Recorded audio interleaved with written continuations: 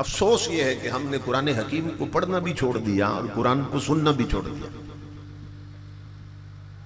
हमारी अक्सर महफिलों में गवैये, गुलकार, सुर ताल वाले, टप्पों वाले, दौड़ों वाले मुसल्लत हो गए और अवाम के कानों का यही चस्का बना दिया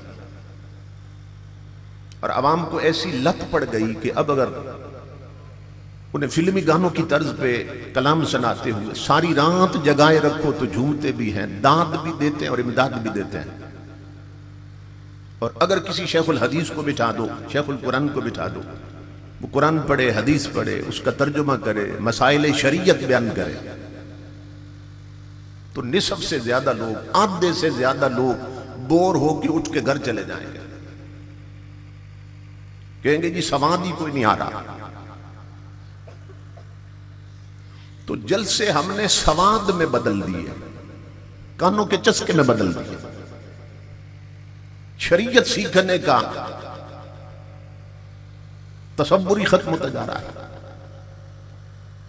कि हमने जलसों में हुजूर की शरीयत सीख ली। कितने साल से ये जलसा हो रहा है? 4 साल से जलसा हो रहा है। तो आप किसी सियासी जलसे में तो नहीं आए बैठे ना, दीनी जलसे में आए बैठे, इस्लामी जलसे में आए बैठे। 4 साल में ये भी ना जान सके कि हुजूर के जिक्र की मजलिस में जाने के आदाब क्या है।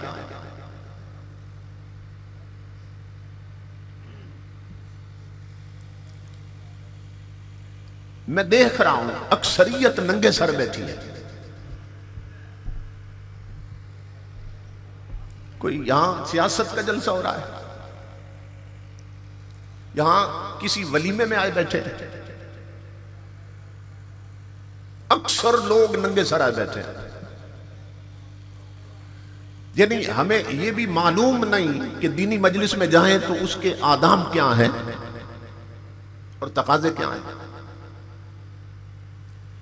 जब से महफिलें मस्जिदों से बाहर होने लगी हैं, महफिलें नहीं रही, स्टेज शो बन गए,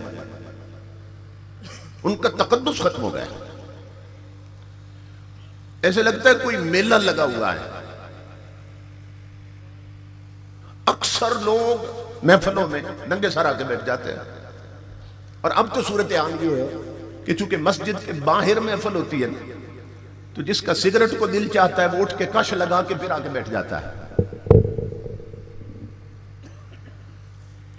वुजू भी नहीं है, सर पे टोपी नहीं है, सर पे कपड़ा नहीं है। और इसका एक बड़ा सबब क्या है कि सर पे कपड़ा क्यों नहीं है? इसलिए कि अक्सर आने वाले यहां इशा पढ़ के नहीं आए। अगर इशा पढ़ते ना तो सर पे कोई टोपी रख लेते और फिर उसी टोपी के साथ फिर महफिल में आ जाते। तो चूंकि इशा नहीं पढ़ी अक्सर लोगों ने, इसलिए उसी हिसाब में मजलिस में चले आए। इस्लाम का मिजाज समझने की कोशिश करो। इमामुल अंबिया के गुलामों, एक होती है आदत और एक होती है इबादत। हम बाजार में हो तो हाथ खुले रहते हैं, दुकानों पे हो तो हाथ खुले रहते हैं, मार्केट में हो तो हाथ खुले रहते हैं, हर वक्त हाथ खुले रहते हैं। ये हाथ खुले रखना आदत। लेकिन अल्लाह रब्बुल इज्जत ने फरमाया कि जब मेरी बारगाह में आओ तो अब हाथ बांध लो। हाथ बांध लो लोगों। क्यों? इसलिए ताकि देखने वाला पहचान ले कि ये आदत में नहीं, ये रब की इबादत में है। समझ रहे? इसी तरह अक्सर लोग शादियों में नंगे सर फिरते हैं, बाजारों में नंगे सर रहते हैं। नंगे सर फिरना आदत है कि नहीं है? बाजार में नंगे सर, मार्केट में नंगे सर, शादियों पे नंगे सर। तो नंगे सर फिरना आदत है। तो जब इमामुल अंबिया के जिक्र की मजलिस में आओ या किसी दीनी मजलिस में आओ तो सर ढांप लो, ताकि देखने वालों को खबर हो कि इतना मजमा आदत में नहीं बैठा, रब की इबादत में बैठा है।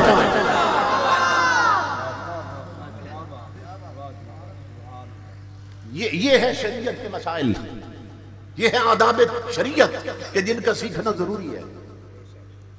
तो मैं आज नहीं ये कह रहा हूं, क्योंकि आपको जाहिर है ये किसी ने समझाया होता तो जानबूझ के ऐसा ना करते आप, लेकिन समझाता भी तो कोई नहीं। ये कसूर वहां नहीं है, कसूर यहां का है जहां मैं बैठा हूं। आपका नहीं, कसूर हमारा है। अक्सर लोग स्टेज पे आने वाले वो बदबख्त ये देखते रहते हैं कौम उन्हें कितना दे रही है, वो ये नहीं देख रहे होते कि वो ताजदारे कायनात की लूटी हुई उम्मत को क्या दे के जा रहे हैं। ना उन्हें कुरान सुनाया, ना उन्हें हदीस सुनाई, ना उन्हें शरीयत का मिजाज समझाया, बस सुरतान कंजरियों के लहजे में नाते पड़ी जा रही है। बदबख्तों ने कोई फिल्मी गाना ऐसा नहीं छोड़ा कि जिसकी सुर पर हुजूर की नात न चढ़ा दी हो। तो ये मां के पेट से ये तर्ज गानों की सीख के आ गए। ये जो फिल्मी गानों की तर्ज पे नाते पड़ते हैं, ये मां के पीठ से सीख के आए ये सुरे नहीं। इसका मतलब ये है, ये बदबख्त पहले कंजरियों के गाने सुनते हैं, फिर उनकी तर्जें पकाते हैं, फिर उन पर नबी की नात चढ़ाते हैं। तो कोई पूछने वाला नहीं है।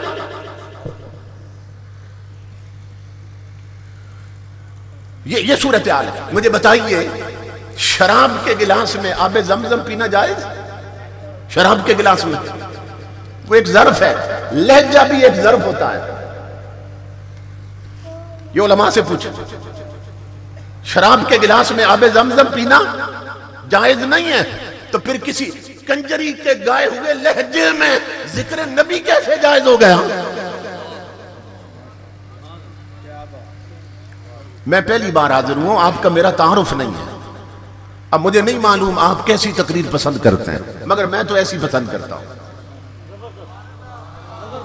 क्योंकि मैंने कब्र में जाना है। कब्र में जाना है, सबसे पहले मेरा गिरबान पकड़ा जाएगा। इतनी दूर से अल्लामा सैफ कादरी साहब ने तुझे बुलाया था, सारी दुनिया नीचे बैठी थी, तुझे ऊंचा बिठाया था, बड़ी इज्जत दी थी तुझे, और तूने उन्हें हक और हकीकत नहीं सुनाई, उन्हें असले शरीयत ही नहीं बताई। तो मेरा गिरबान पकड़ेंगे, आपसे पहले मेरी कब्र खराब होगी, और फरिश्ते पूछेंगे ना इधर उधर की तू बात कर, ये बता के काफिला क्यों लूटा? हमें राज़नों से गरज नहीं, तेरी रहबरी का सवाल है। इसलिए मेरे आका के गुलामों, बड़ी तवज्जो से मेरी गुजारिश सुननी। मुझे चस्के नहीं आते, मुझे मियां मोहम्मद का कलाम नहीं आता, मुझे हजरत मोहम्मद का कलाम आता है सल्लल्लाहु ताला अलैहि वसल्लम। मुझे सैफुल मुलूक नहीं आती, मुझे बुखारी शरीफ आती है।